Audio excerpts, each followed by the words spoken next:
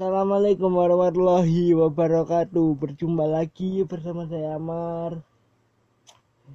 Di video kali ini kita akan bahas soal tim nasional Indonesia yang akan kembali menghadapi Kurakau di FIFA Matchday di malam hari ini tanggal 27 September 2022 di Stadion Pakansari Cibinong, Kabupaten Bogor, Jawa Barat, yang akan disiarkan oleh Indosiar dan video.com. Di pertandingan pertama, di pertemuan pertama, Indonesia menang dengan skor 3-2. Tapi ada beberapa catatan yang harus gua bahas sama kalian di sini, yaitu adalah pertama, lini pertahanan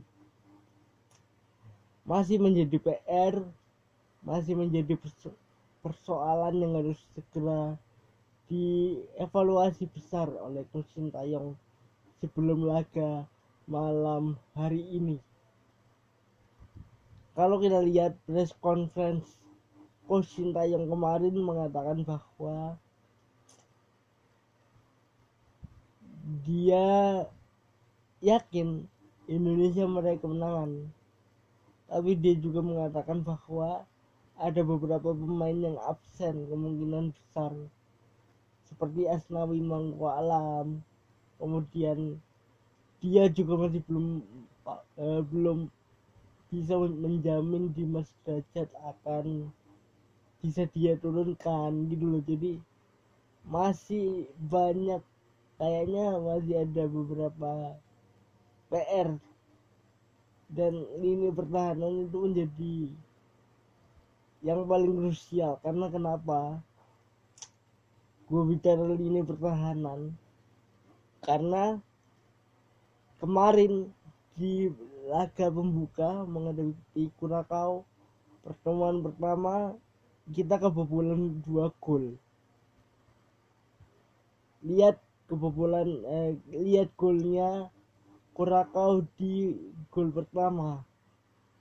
Kita kalah jumlah orang, terkena counter attack, dan akhirnya gol untuk Kurakau.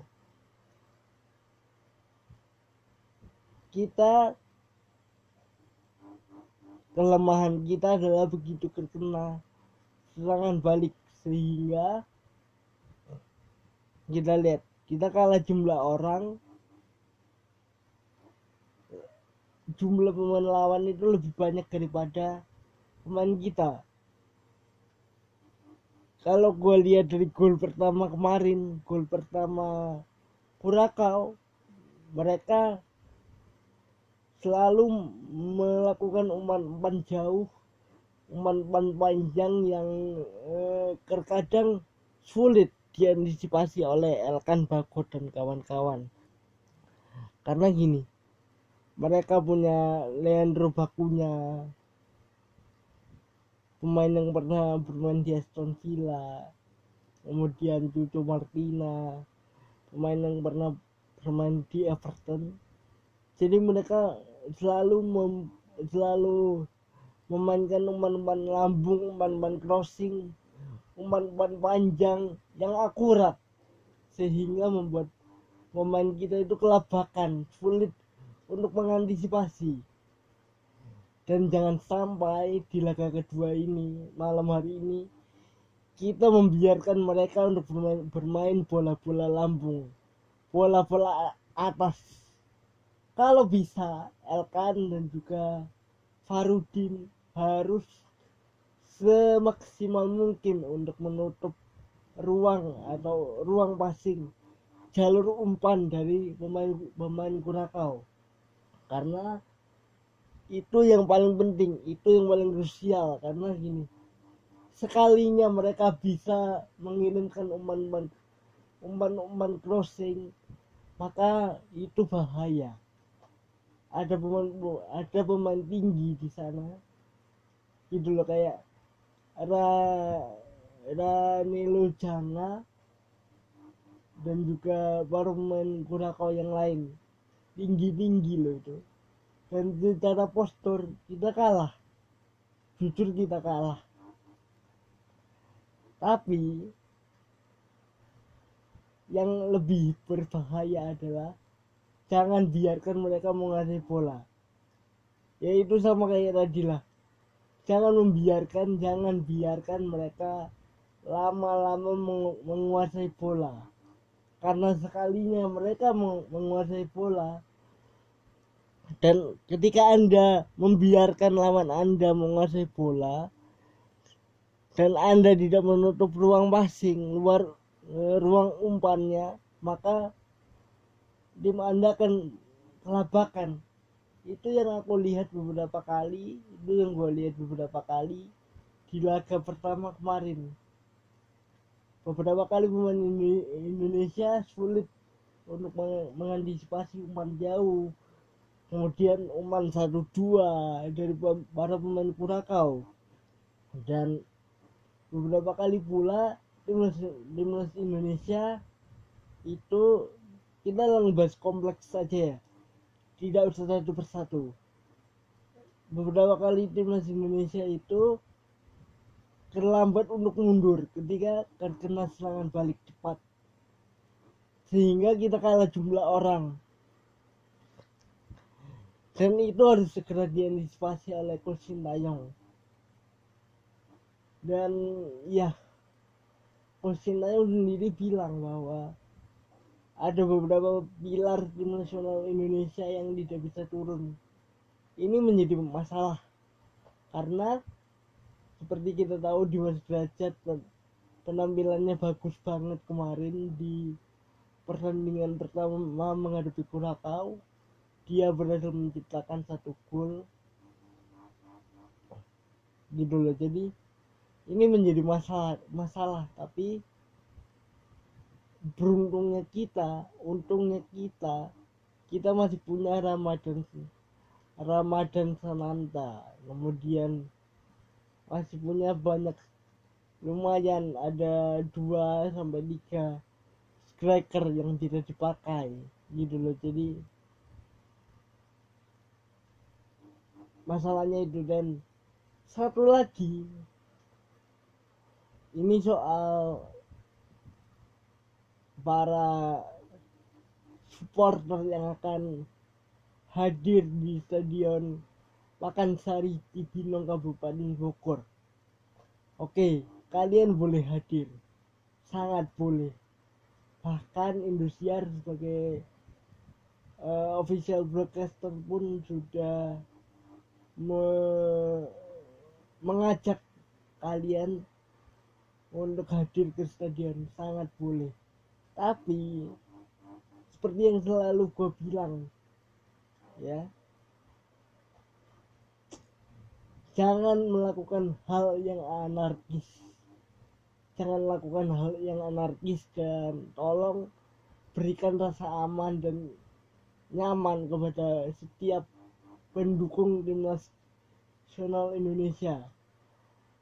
Gua nggak mau sampai ketika kalian semua pulang dari lapangan, dari stadion, besoknya ada berita salah satu pendukung timnas Indonesia meninggal dunia, atau salah satu pendukung timnas Indonesia dirawat di rumah sakit karena terkena pukul.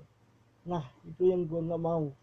Tunjukkan bahwa kita adalah negara sportif, negara yang bisa menerima kekalahan. Nah, pasti ada yang nanya ini ke gue, loh Mar, kalau lo gimana? Lo kan juga sering ngecewa tuh kalau timnas kalah. Iya, gue akuin itu. Kalau timnas kalah gue kecewa, gue sedih, gue marah. Tapi hal itu bisa gue redam karena kenapa gue bisa berpikir bahwa ini hanya FIFA matchday misalkan ya. Tapi tentunya kita berharap menang. Tapi kalaupun misalkan kalah lawan siapapun, itu berarti Indonesia masih ada kekurangan dengan yang harus segera diperbaiki. Jadi para netizen tolong ya, kalau komen juga ya silakan komen, silakan bicara, silakan beropini, tapi tolong yang sopan, tolong yang sopan, dan jangan membuli para pemain di media sosial, karena para pemain itu juga manusia, para pemain itu juga orang gitu loh. Jadi sama-sama punya perasaan seperti kita lah gitu loh, seperti manusia normal. Mereka bukan robot, mereka bukan bukan mesin yang tidak punya perasaan gitu loh. Jadi ya tolong kalau berkomentar itu yang kritik boleh, sangat boleh, tapi kata-katanya tolong jangan pakai kata-kata yang saya tidak mau sebutkan ya. Jangan pakai kata-kata yang kasar, berbahaya, karena itu mengganggu mental mereka. Sadar nggak sadar mereka pasti tertekan. Mereka tahu ekspektasi tim nasional Indonesia tinggi. Supporter kita selalu mengharapkan juara setiap tahunnya di kompetisi apapun ya. Tapi tolong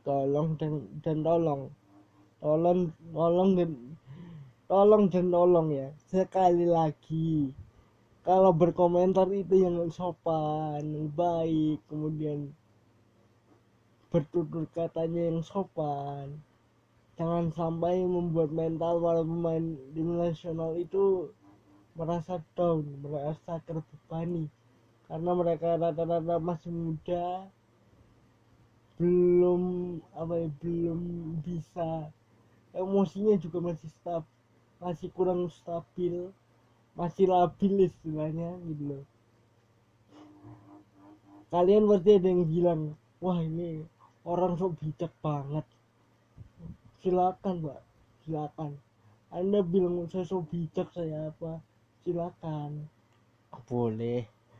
Tapi sekali lagi yang gue tekankan di sini adalah, selain gue bahas bola di sini, gue juga mau mengajarkan kalian untuk tidak anarkis. Itu aja. Kita tunjukkan kepada dunia, kepada FIFA, kepada siapapun orang di luar sana yang menganggap Indonesia negara yang barbar, tunjukkan kalau kita punya orang-orang yang sportif, punya orang-orang yang bisa legowo menerima apapun, mau itu menang mau itu kalah. Oke? Mau itu menang mau itu kalah. Dan itu saja video kali ini.